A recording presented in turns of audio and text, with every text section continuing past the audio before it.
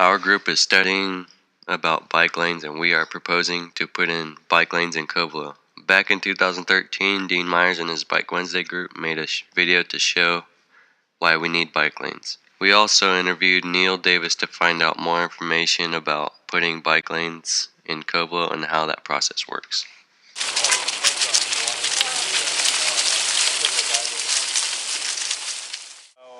We don't have a lot of destinations for kids on BMX bikes and adults, and there's a new BMX track they just built at Hidden Oaks that we're going to go check out now, but generally we don't go there.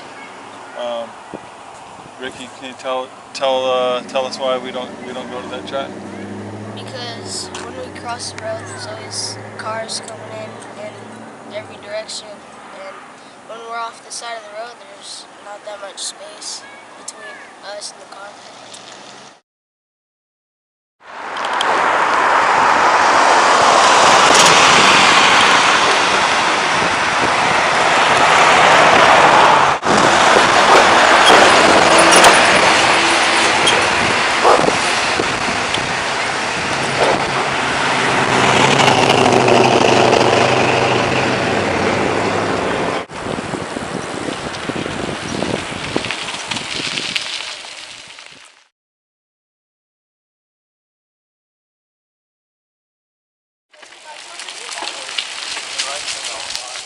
There's like a lot of stuff you can do here, like ride your bike at this cool track when it's swept anyways.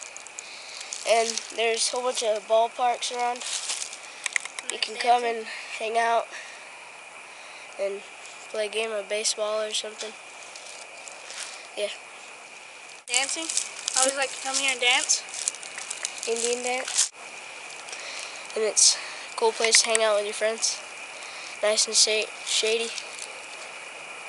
Do you come here now? No, not really, because there's too many cars around. I don't want to risk it.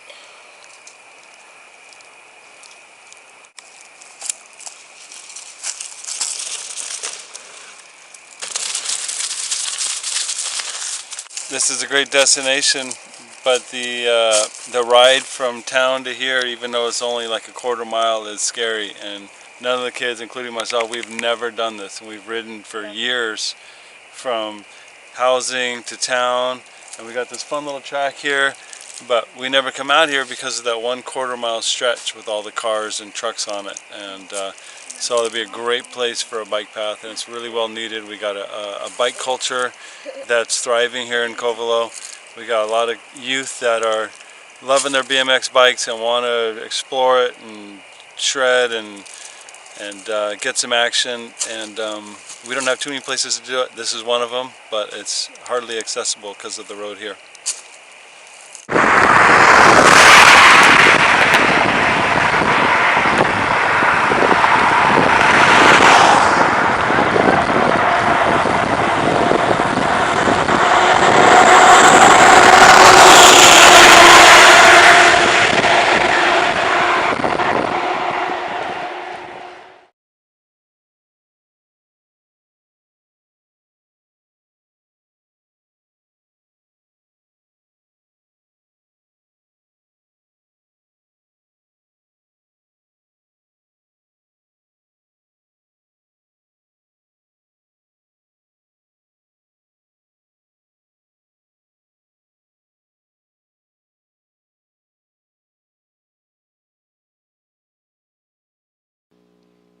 How long would it take for the bike lanes to be put into Covelo? The first grants that they were proposed years ago now, but they've got the funding to do it. But now they're trying to figure out the last details of getting it built. I think they're doing environmental studies, and then they have to do engineering studies. Okay. And I think there might also be some property boundary issues that need to get resolved. So that'll be a really big help, because that'll get people off of a significant portion of 162. But it kind of gives a frame of reference of how hard it is and how time consuming it is to get that kind of work done. Who's working on the grant? Caltrans is working on it. Caltrans is the, it's the state group, the state organization that builds roads. When should we start planning? We can like think about where we want to have bike lanes and where we want to have sidewalks, and we need to, because if you don't start planning for that, you'll never get it done.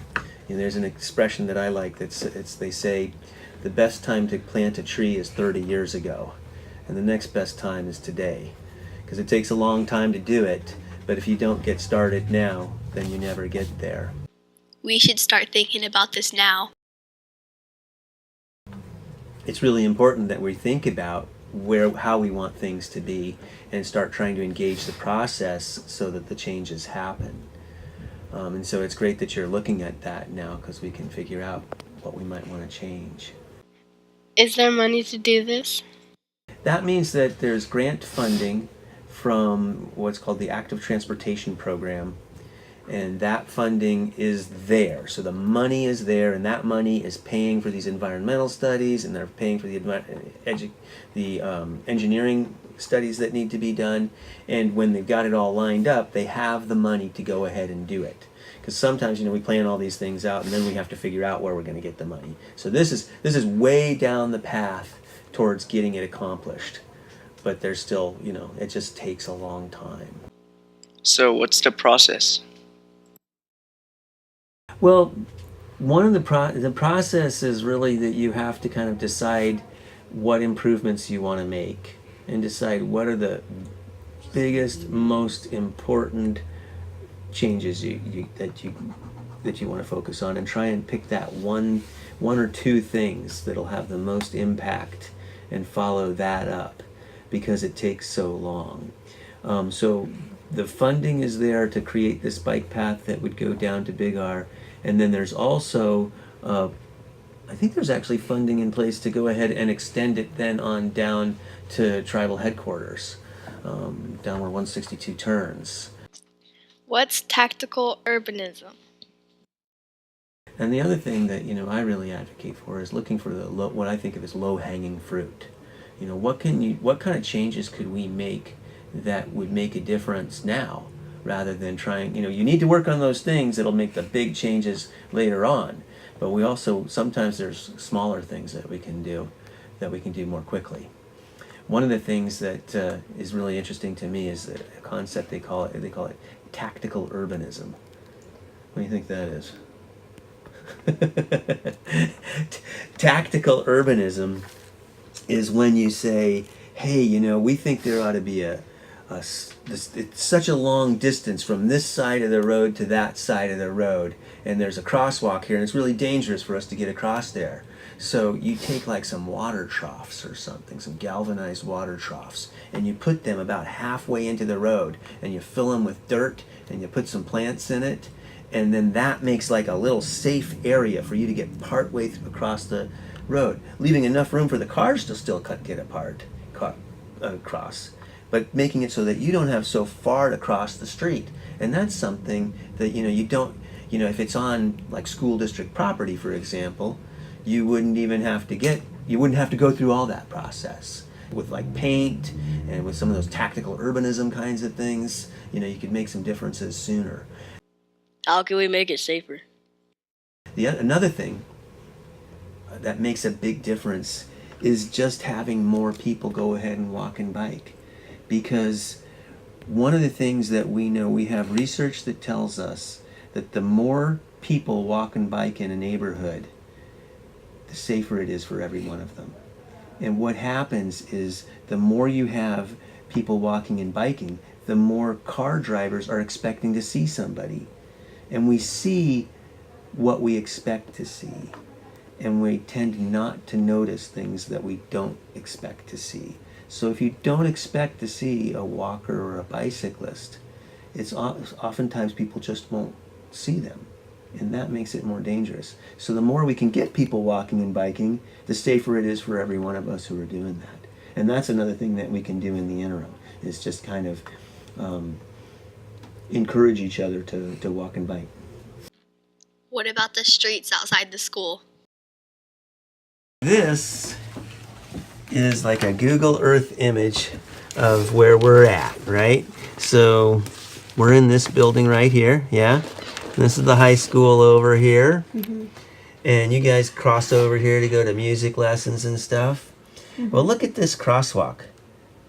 Look how long that crosswalk is. And cars coming down this way can come anywhere in this area. Do you think a car needs that much room? Yeah, a car could come right down and stop right there and turn right.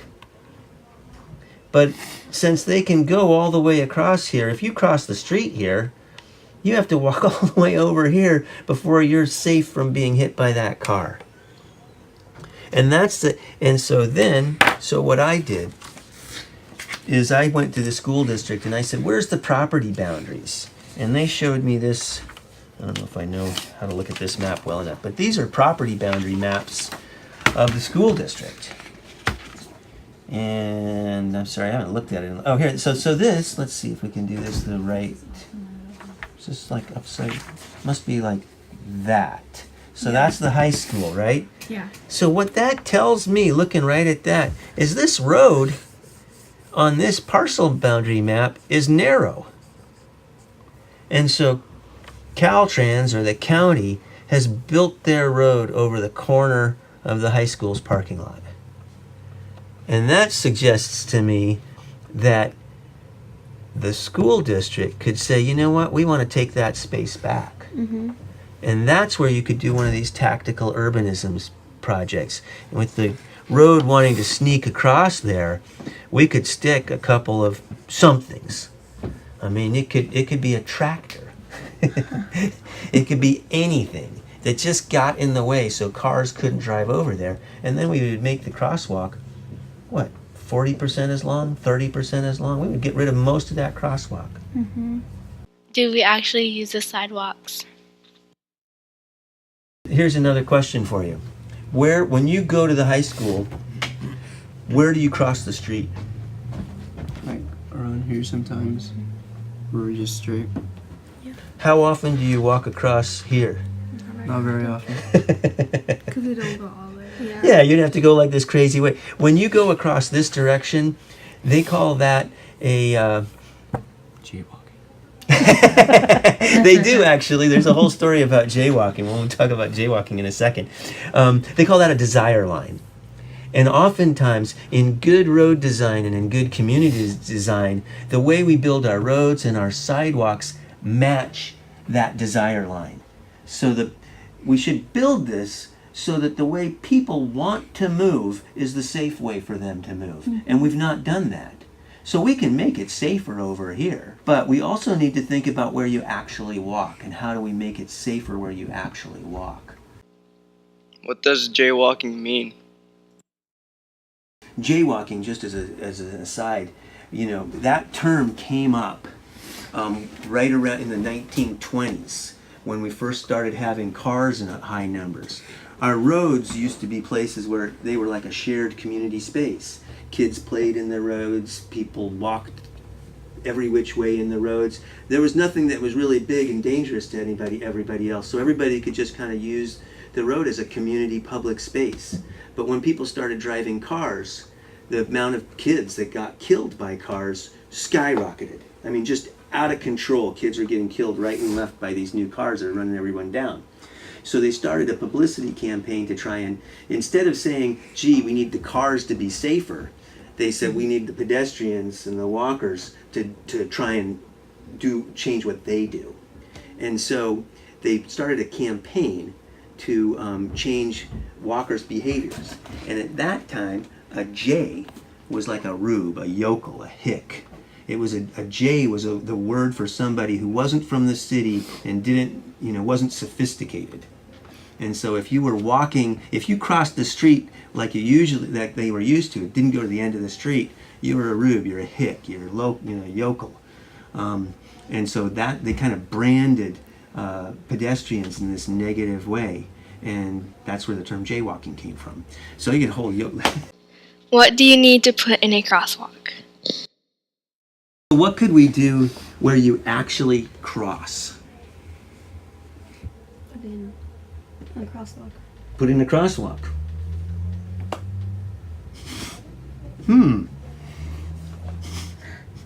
What would that take? A lot of work. What would you have to do? Put something right there.